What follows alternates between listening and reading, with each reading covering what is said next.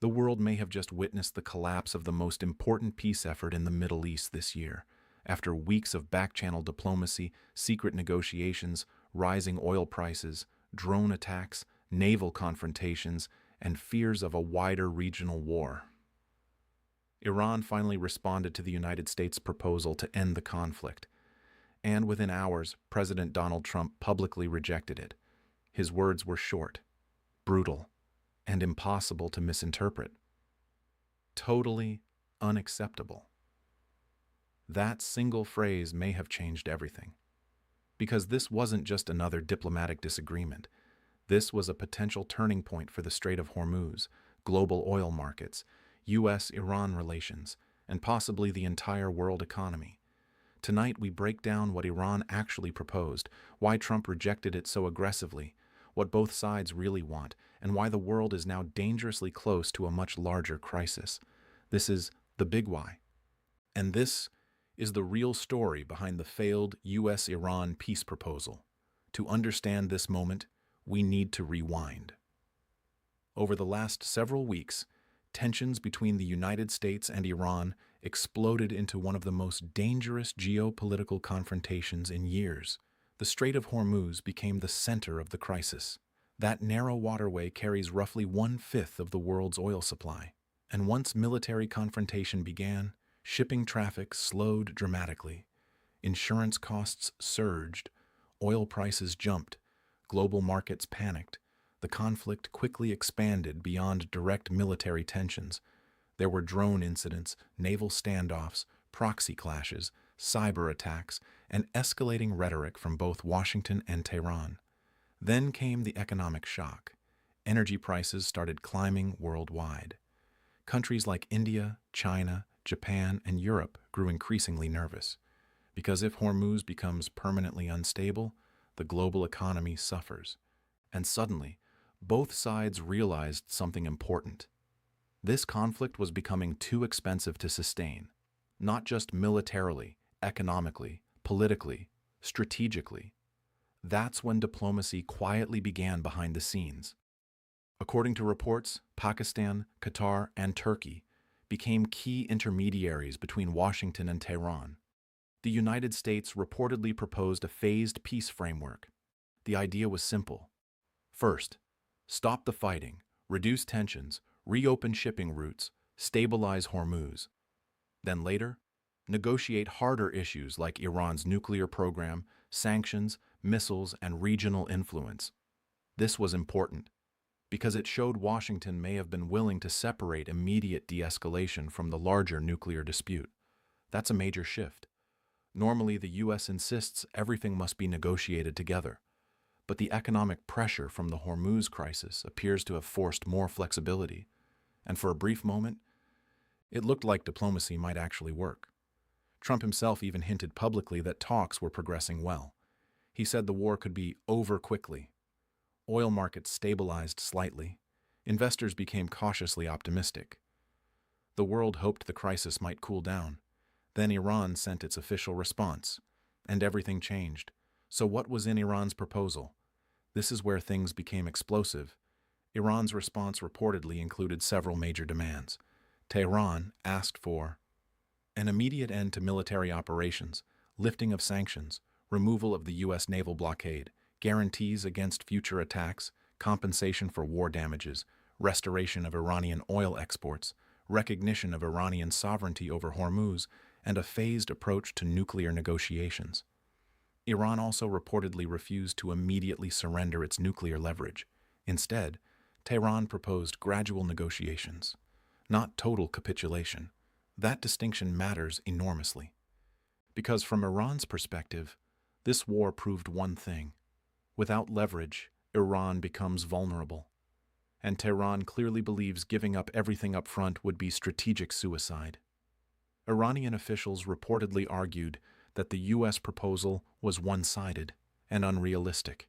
So Tehran countered with a framework that preserved its bargaining power.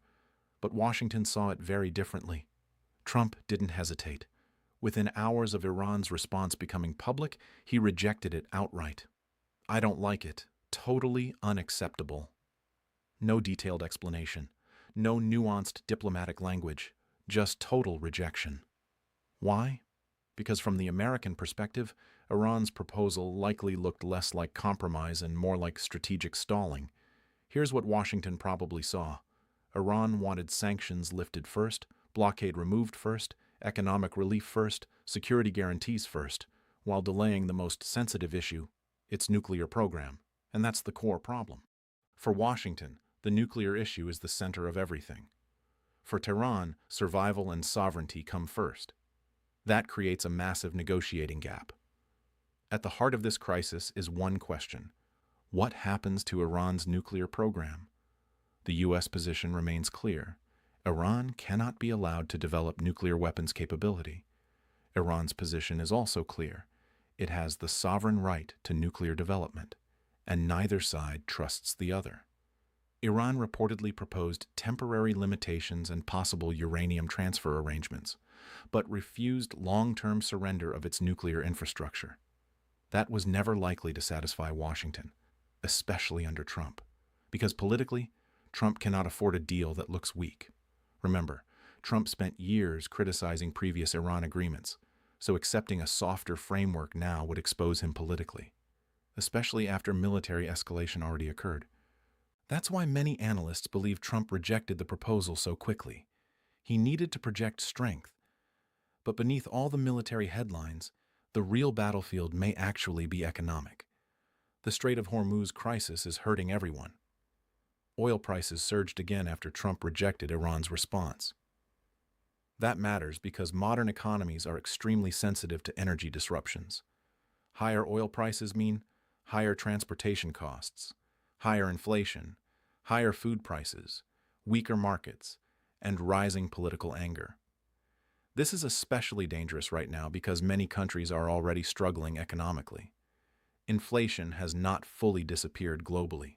Debt levels remain high. Consumer confidence is fragile, and another energy shock could trigger major economic consequences. That means both Iran and the United States are under pressure. Iran faces sanctions and economic isolation.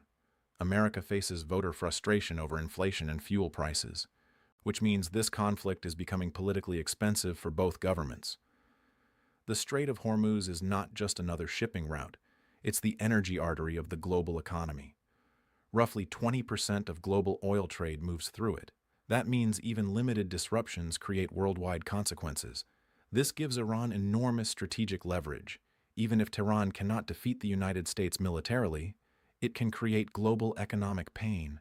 And that changes the negotiation dynamic completely.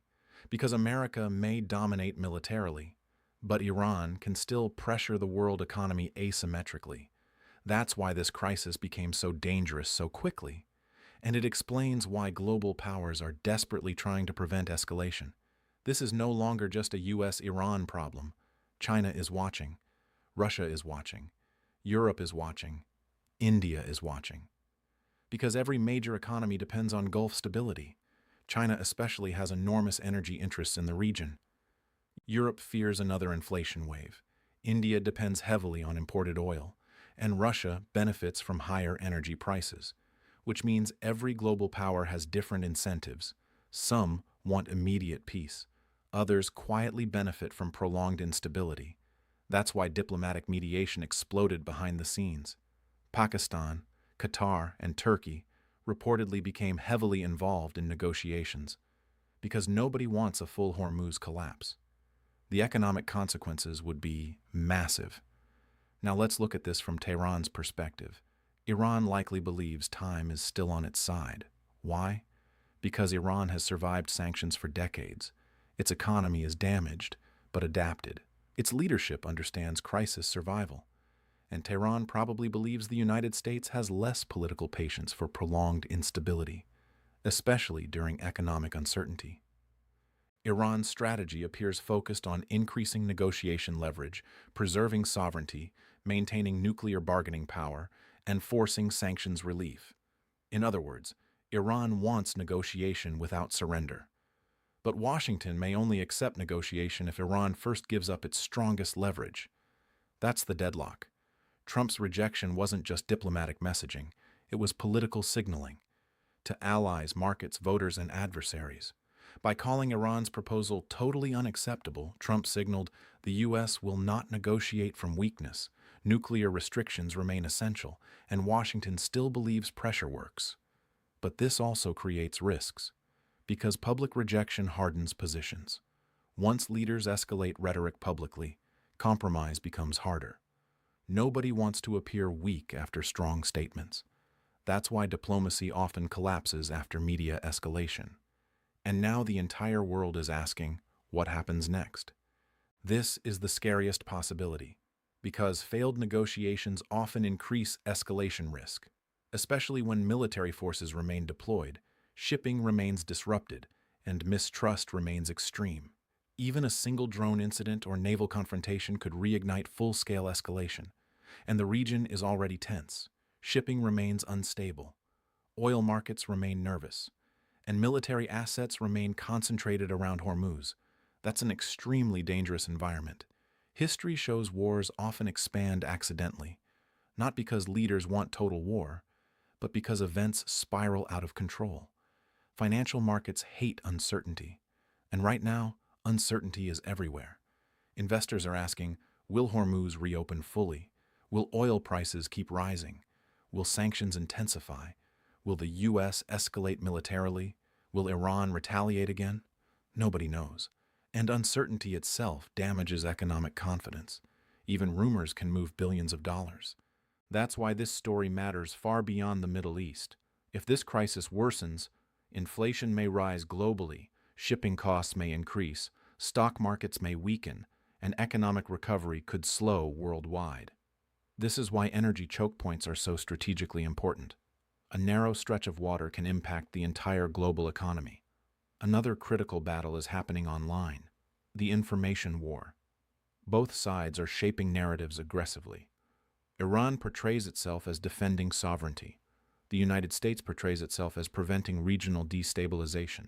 Social media amplifies every claim instantly, and ordinary people struggle to know what's true. This matters because public opinion influences political decisions. If voters fear weakness, leaders escalate.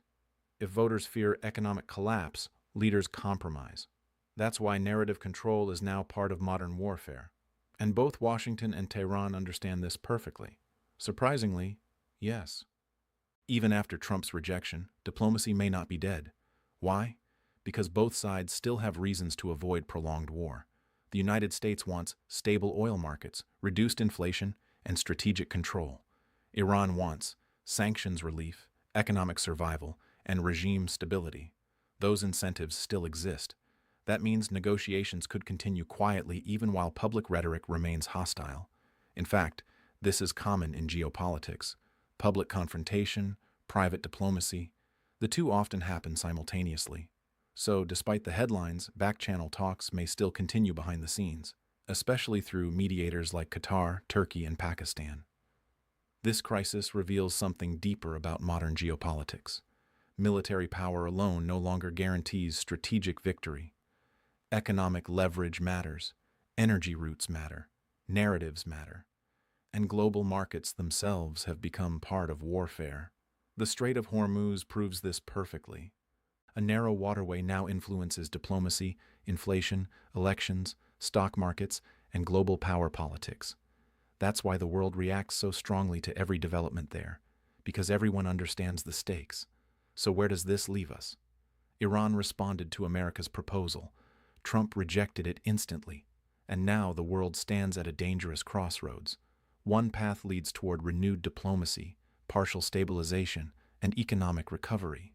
The other leads toward deeper escalation, prolonged energy shocks, and wider regional conflict. Right now, nobody knows which path will win. But one thing is certain: the Strait of Hormuz has become one of the most important geopolitical pressure points on Earth. And what happens next between Washington and Tehran could shape global energy markets, the world economy, and Middle East stability for years to come. If you enjoyed this deep geopolitical breakdown, subscribe to The Big Why for more videos on geopolitics, global markets, war, energy, and the hidden forces shaping our world. Because in today's world, wars are no longer fought only with bombs. They're fought with oil, trade routes, sanctions, and economic pressure. And sometimes, the most dangerous battles happen at the negotiating table.